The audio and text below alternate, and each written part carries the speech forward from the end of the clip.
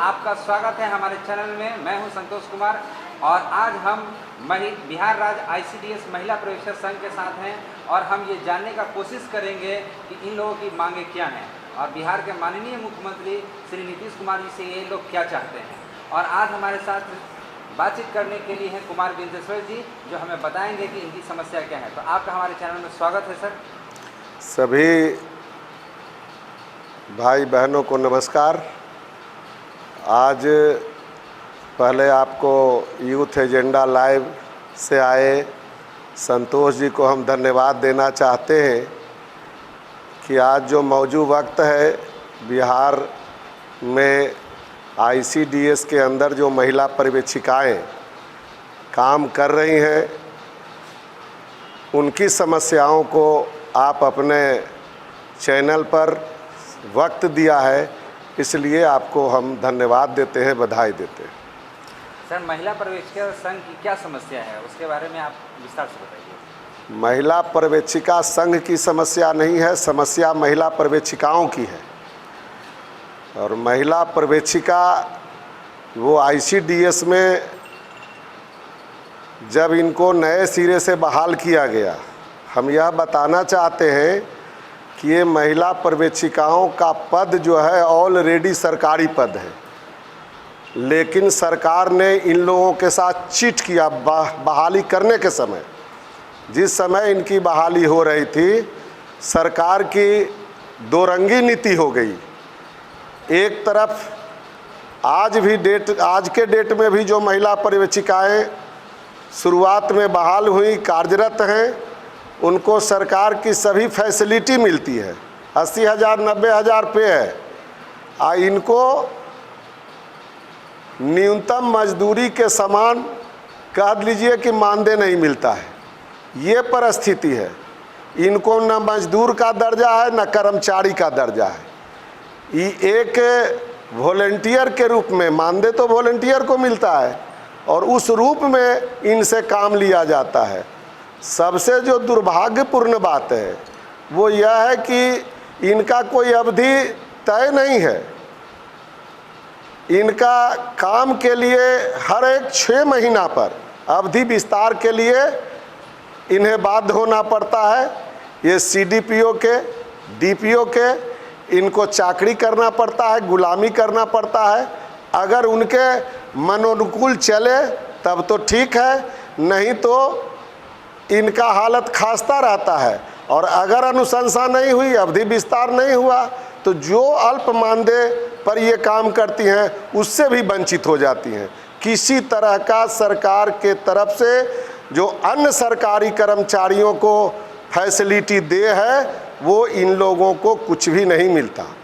आज तो यह कहा जाए कि आंगनवाड़ी सेविका जो इनके अंडर में काम कर रही हैं, उनको कई तरह की विशेष फैसिलिटी मिल रही है, लेकिन इनको कोई फैसिलिटी नहीं है। मातृत्व अवकाश नहीं मिलता है, स्पेशल लीव का है, 16 दिन 18 दिन छुट्टी का सवाल है, इस तरह से कई बीमा का सवाल है। ये सारा चीज़ से ये वंचित है। और सर, क्या कारण देखते हैं कि सरकार कह रही है कि महिला सशक्तिकरण का दौर है, हम महिलाओं के पक्ष में हैं। बिहार सरकार के जो माननीय मुख्यमंत्री हैं हमेशा इस बात को कहते हैं कि हम महिलाओं के पक्ष में खड़े हैं, तो क्या कारण है कि पर्यवेक्षिकाओं के प्रति उनका यह व्यवहार है? आप इसको क्या देखते हैं? हम यह देखते हैं कि माननीय मुख्यमंत्री जी का ये स्लोगन है कि महिलाओं का वोट बटोरने के लिए, ताकि हम महिला सशक्तिकरण बोलें तो महिला तो धरती पर जो है ना, एक महिला ही जात है जिसको खुश कर लीजिए तो यह उघरदानी है। जो काम करना है, जो करवाना है, सब कुछ कर देगी। और इसलिए इस नब्ज को हमारे माननीय मुख्यमंत्री नीतीश बाबू समझते हैं, जानते हैं, और इसीलिए ये महिला सशक्तिकरण का ये खोखला नारा देते हैं।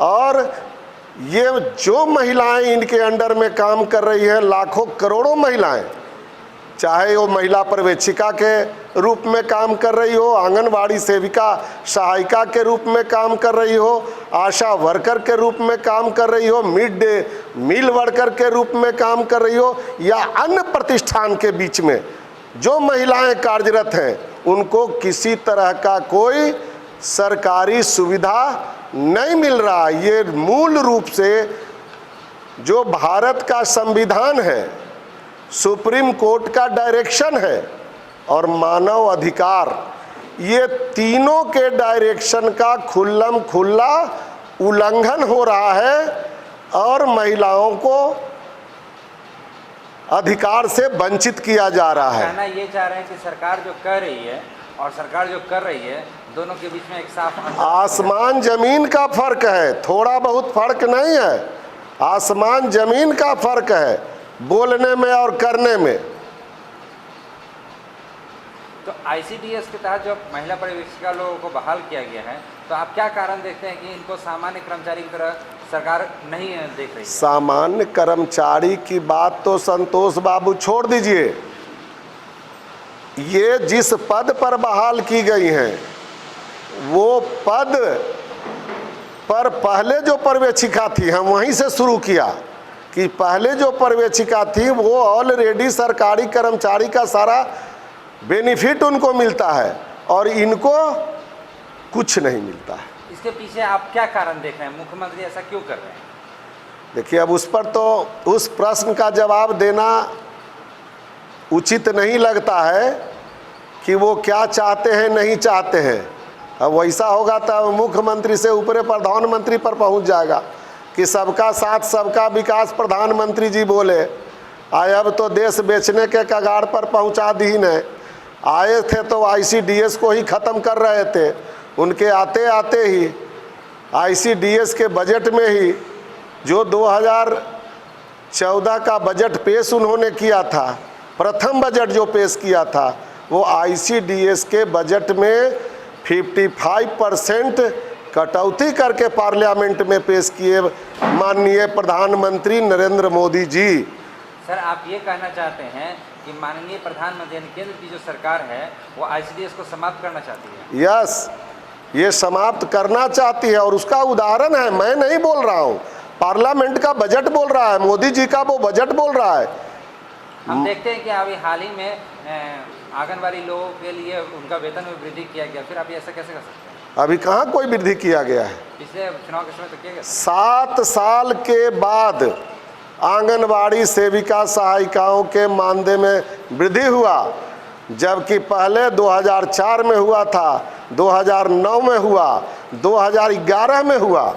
वो मनमोहन सिंह थे प्रधानमंत्री, 9 में भी उन्होंने 1.5 गुना किया, 11 में 2 गुना किया। आज हमारे प्रणव दादा हमारे बीच से चले गए, उन्होंने ही पार्लियामेंट में घोषणा किया था। अभी हमारे दर्शकों को आप बता सकते हैं कि पर्यवेक्षिका लोगों की क्या क्या मांगे हैं? अभी 10 सूत्री मांग है इनका, पहला, और उस मांग में इनका सबसे पहला मांग है कि आप अस्थायीकरण कर दीजिए, अवधि विस्तार का जो समस्या है इसको समाप्त कर दीजिए, और बाकी सारे 1 दर्जन वो मांग हैं, ये सारे मांगों को इनको सरकार दे।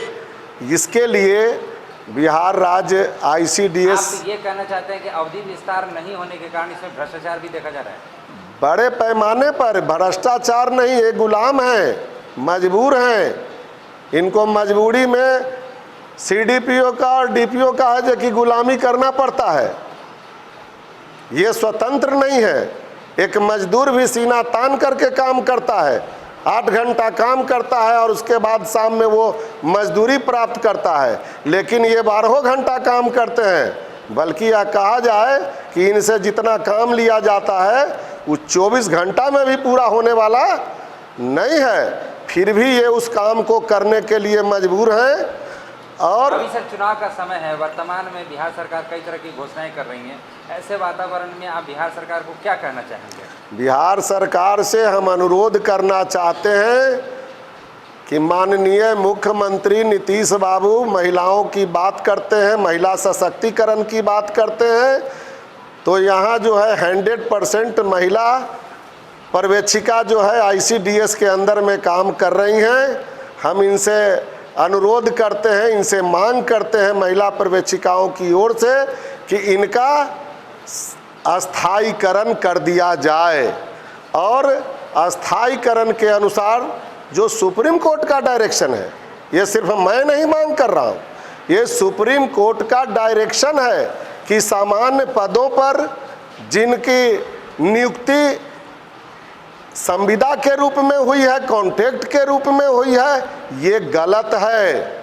ये सुप्रीम कोर्ट सभी सरकारों को, वैसी सरकारों को जो इस तरह के एक नए वातावरण में नए ढंग से बहाली कर करके इनका शोषण कर रहे हैं, इन पर जुल्म और अत्याचार कर रहे हैं, ये सुप्रीम कोर्ट का डायरेक्शन को भी हम कहते हैं कि कम से कम माननीय मुख्यमंत्री जी को फॉलो करना चाहिए, इनको अस्थायीकरण करना चाहिए।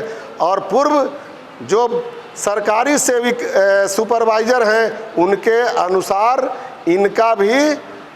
अगर सरकार आपकी मांगों की तरफ ध्यान नहीं देती है तो आप किन रास्तों की तरफ बढ़ेंगे? हम लोग तैयारी कर चुके हैं, आज हम लोग की बैठक चल रही है, इसके पहले हम लोग सरकार को अल्टीमेटम दे चुके हैं और माननीय मंत्री जी को भी मिल करके कह दिए हैं कि 7 और 8 सितंबर को 2 दिन का सांकेतिक हड़ताल महिला पर्यवेक्षिका करेंगी।